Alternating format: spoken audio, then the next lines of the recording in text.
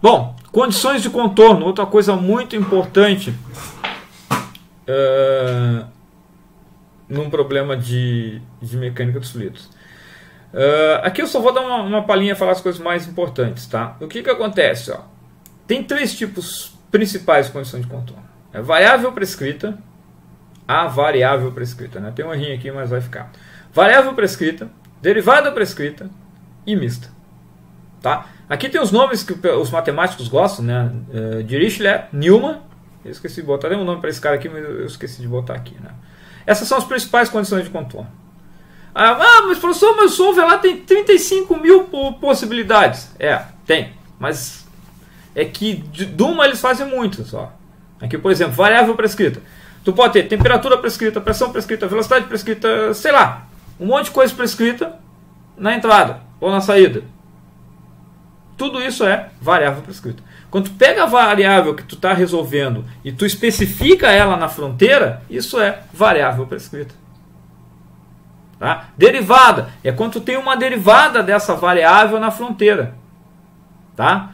Então, ó, desculpa, eu botei em inglês aqui, tá? Mas ó, a derivada prescrita, né, seria um gradiente nulo na fronteira, né? Seria a condição de isolamento.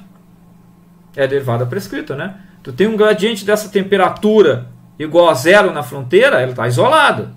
Isso é uma condição de contorno de derivada prescrita, igual a zero. Segundo tipo. Tensões nulas também, né? Ou tensões especificadas, o problema de mecânica dos fluidos pode especificar a tensão entre a interface entre dois fluidos. Isso é uma derivada essa é uma condição de contorno de derivada prescrita.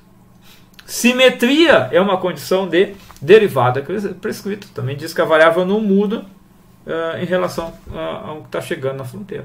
Então todas essas aqui, ó, que aparecem com nomes diferentes, são a mesma condição de contorno. E tem uma terceira, uma mista, que é de convecção. Você pode dizer que você tem a advecção no lado, né? Você tem uma parede e tem um fluido escoando.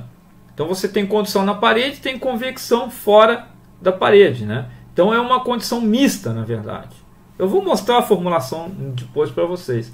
Então seria o terceiro tipo de condição de contorno. Então basicamente são esses os tipos de condição de contorno. E é esses que você tem que entender, essencialmente.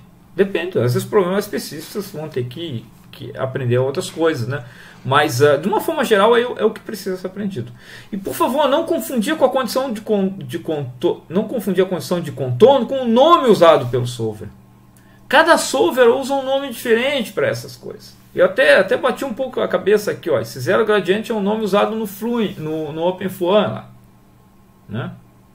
Aqui eu deveria ter posto aqui. Bom, até pode ser, né? Porque o nome da condição de contorno seria derivada prescrita, né? Zero gradiente, tudo bem. Mas o OpenFOAM usa essa condição de contorno, zero gradiente. Mas tem várias outras, ó. Outflow, wall, pressure outlet, pressure inlet outlet. Tem vários nomes que o solver dá.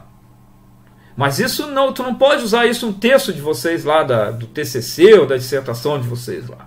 Não pode usar isso como condição de contorno. A condição de contorno é uma dessas três aqui. E você tem que reconhecer, o que é o wall? O wall é uma variável prescrita. O wall é uma variável prescrita. Você está especificando que a velocidade é zero nas três direções. É uma parede.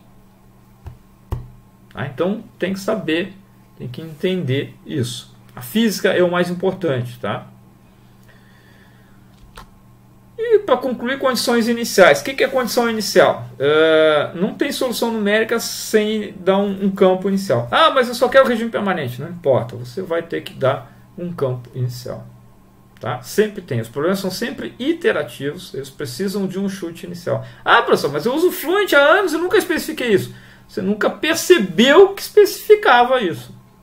Mas você sempre especifica. É que ele tem um default. Assim como o OpenFOAM, como o Fluent, o CFX, ele tem um chute inicial dele lá, que tu podes modificar ou não. Mas tu tem que especificar, tu tem que dar um valor para todas as variáveis no início do problema. Se o problema é transiente, então aí tu sabe, no início a temperatura de tudo era 20, a velocidade era 0.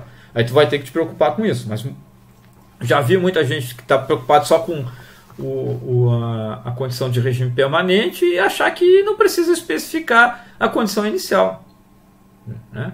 Nunca foi especificado, não foi especificado, tá? E às vezes a solução depende da condição inicial, né? Especificar qualquer coisa ou especificar o que é default lá simplesmente não converge ou demora muito.